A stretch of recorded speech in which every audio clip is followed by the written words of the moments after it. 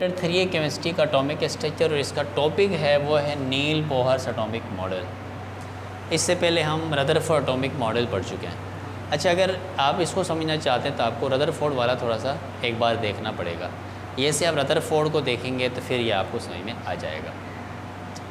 अच्छा, अगर हम रदरफोर्ड के डिफेक्ट्स का देखें तो रदरफोर्ड के एक बड़ा ज़बरदस्त डिफेक्ट था, वो उसका ये था, रदरफोर्ड ने कहा था कि जब इलेक्ट्रॉन ऑर्बिट में रोटेट करता है या रिवोल्यूशन करता है तो उस दौरान वो एनर्जी को इमिट करता है। ये उसके रदरफोर्ड के एटॉमिक मॉडल का एक बड़ा ज़बरदस्त डिफेक्ट है। हत्ता कि ऐसा बिल्कुल भी नहीं है, ऐसा बिल्कुल भी नहीं, वो कोई एनर्जी रिलीज़ नहीं करता। अगर वो एनर्जी रिलीज़ कर ले तो फिर क्या होगा, आगे न्यूक्लियस पे आगे गिर जाएगा। एक डिफेक्ट था, तो उस डिफेक्ट को क्लियर किया किसने?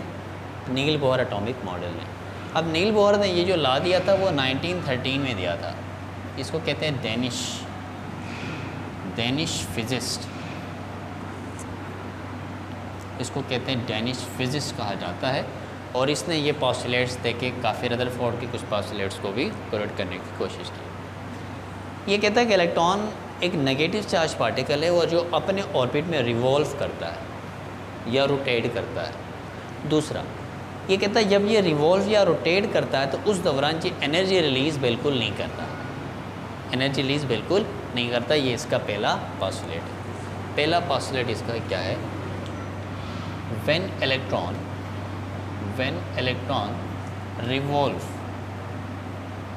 या रोटेट्स, जब रोटेट्स करता है इन द ऑर्बिट में जब ये रोटेट करता है, it does not release the energy. ये एनर्जी को क्या करता है? रिलीज़ नहीं करता, पहला वो। और दूसरा, ये नेगेटिव चार्ज पार्टिकल है। ये पहला पॉइंट होगा। अब पॉइंट नंबर 2 इसका पॉस्टुलेट का क्या है?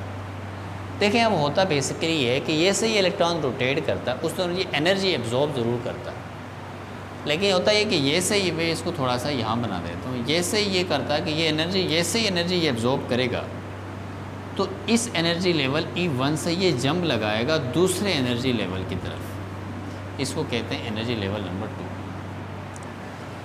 यानी क्या होगा, ये से इलेक्ट्रॉन E1 एनर्जी लेवल में, E1 पहले शेल में जब ये एनर्जी एब्जॉर्ब करेगा तो जो एनर्जी इसने एब्जॉर्ब की है उसके बाद ये क्या करता है, ये जंप लगाता है, उसी शेल में नहीं बैठता। ये ऐसे एनर्जी बाहर से एब्जॉर्ब की 50 जूल फर्ज करें इसकी एनर्जी है, इसने 50 और एब्जॉर्ब की, अब जाके ये इधर जाके बैठ जाएगा। अब यहाँ इस जो एरिया है जहाँ एनर्जी लेवल ज़्यादा है वहाँ जाके ये बैठ गया। अब जो एनर्जी इसने इस शेल में एब्जॉर्ब की थी ये क्या करेगा, उसको रिलीज़ करेगा। रिलीज़ करने के बाद ये वापस अपने ओरिजिनल पॉइंट पे यानी ऑर्बिट पे आ जाएगा। तो दूसरा इसका पॉस्टुलेट क्या है? ड्यूरिंग रिवोल्यूशन के दौरान इलेक्ट्रॉन एब्जॉर्ब्स एनर्जी, ये एनर्जी को क्या करता है? एब्जॉर्ब करता है। And jumps to the higher energy level, और हायर एनर्जी लेवल की तरफ ये क्या करता है? जंप लगाता है। ये इसके 2 पॉइंट्स हो गए। यानी करता है कि जैसे ये अपने ऑर्बिट में रोटेट करता है या रिवॉल्व करता है उस दौरान ये एनर्जी एब्जॉर्ब करेगा, और जब ये एनर्जी एब्जॉर्ब करेगा तो ये उससे अगले हायर एनर्जी लेवल की तरफ क्या लगाएगा? जंप लगाएगा। ये इसके 2 पॉस्टुलेट। अब जनाब पॉस्टुलेट नंबर 3 में क्या होगा देखिए ज़रा इसमें। अब ये नहीं कि यहाँ से यहाँ जंप लगा के बैठ गया, अब ये जो एनर्जी एब्जॉर्ब करके यहाँ गया तो उस एनर्जी को ये क्या करेगा? रिलीज़ करेगा। सही है, तो लिहाजा क्या करेगा? The absorbed energy is released. The absorbed energy is released in the form of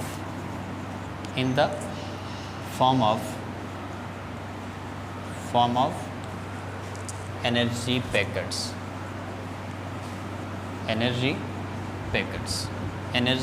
की शक्ल में, पैकेट्स की शक्ल में। दिस एनर्जी, ये जो एनर्जी पैकेट है इज़ कॉल्ड फोटोन। ये या तो फोटोन कहलाएगा, या ये क्वांटम कहलाएगा,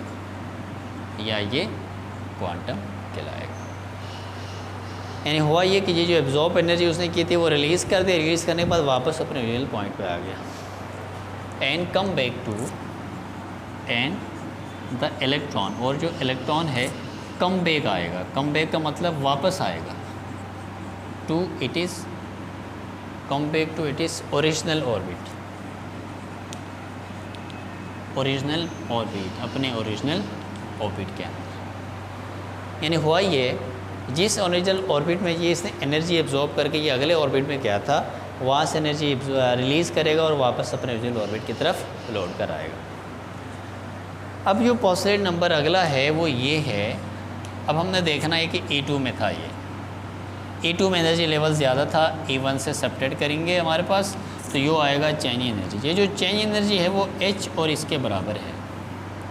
अब इसमें जो H है ये प्लॉन्क कांस्टेंट कहलाता है,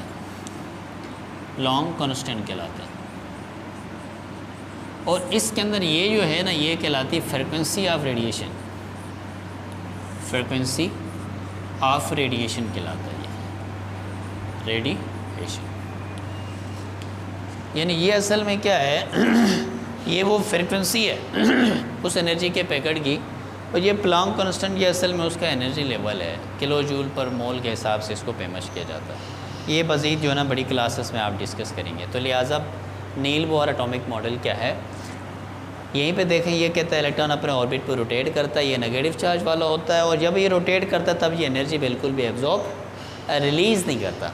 दूसरा, जब ये एनर्जी एब्जॉर्ब करता है तो ये अगले शेल में ऑर्बिट में या हायर एनर्जी लेवल में क्या करता है, जंप लगाता है, वहाँ जाके जितनी एनर्जी इसने एब्जॉर्ब की होती है वो सारी एनर्जी ये रिलीज़ करेगा। वो जो एनर्जी रिलीज़ करेगा वो फोटोन भी कहलाता है, क्वांटम भी कहलाता है। अगर वो लाइंस में हो तो हम उन्हें क्वांटम लाइंस कहते हैं जी। अच्छा, उसके बाद ये वापस अपने ओरिजिनल पॉइंट पे क्या आ जाएगा, वापस आ जाएगा। अब जो E2 और E1 के बीच में जो एनर्जी का डिफरेंस था वो असल में क्या कहलाएगा, H और फ्रिक्वेंसी के बराबर। इसमें H जो है वो प्लॉन्क कांस्टेंट है, और V जो हमारे पास जो है ना ये क्या कहलाएगा, फ्रिक्वेंसी ऑफ रेडिएशन कहलाएगा, और इसको हम कहते हैं नील बोहर एटॉमिक मॉडल कहते हैं। आई होप आप इसको समझें और इसको समझ चुके हैं।